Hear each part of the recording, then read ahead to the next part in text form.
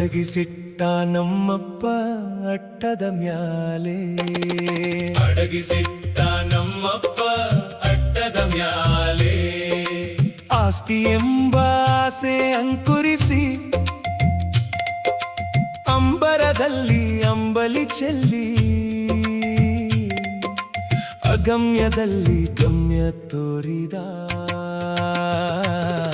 ಅಡಗಿಸಿಟ್ಟ ನಮ್ಮಪ್ಪ ಅಟ್ಟದ ಮ್ಯಾಲೆ ಕನಕವನೇ ಕನವರಿಸಲು ಬಿಟ್ಟು ಕಲ್ಲಿನ ಎದೆಯಲ್ಲಿ ಕಗ್ಗತ್ತಲು ಇಟ್ಟು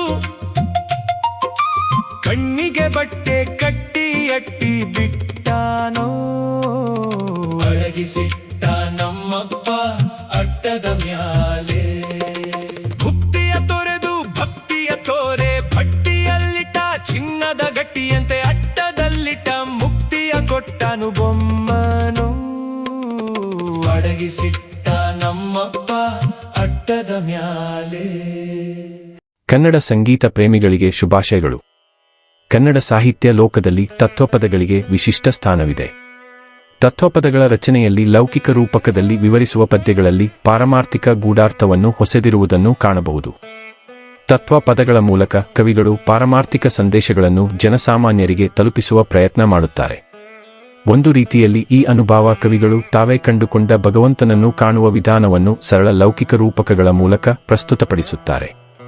ಇಂತಹ ತತ್ವಪದಗಳನ್ನು ಪ್ರತಿ ಬಾರಿ ಕೇಳುವಾಗಲೂ ಬೇರೆ ಬೇರೆ ಒಳ ಅರ್ಥಗಳು ಗೋಚರವಾಗುತ್ತವೆ. ಈ ರೀತಿಯ ತತ್ವಪದಗಳನ್ನು ರಚಿಸಿ ಅವುಗಳಿಗೆ ಈಗ ಲಭ್ಯವಿರುವ ಆರ್ಟಿಫಿಷಿಯಲ್ ಇಂಟೆಲಿಜೆನ್ಸ್ ಟೂಲ್ಸ್ಗಳನ್ನು ಬಳಸಿ ಹಿನ್ನೆಲೆ ಸಂಗೀತ ಮತ್ತು ಗಾಯನವನ್ನು ಸೃಷ್ಟಿ ಮಾಡಿ ಕನ್ನಡ ಸಂಗೀತ ಪ್ರೇಮಿಗಳ ಮುಂದೆ ವಿನಮ್ರವಾಗಿ ಪ್ರಸ್ತುತಪಡಿಸುತ್ತಿದ್ದೇನೆ. ನನ್ನ ಈ ಪುಟ್ಟ ಪ್ರಯತ್ನಕ್ಕೆ ನಿಮ್ಮೆಲ್ಲರ ಪ್ರೋತ್ಸಾಹವಿದೆ ಎಂದು ಭಾವಿಸುವೆ.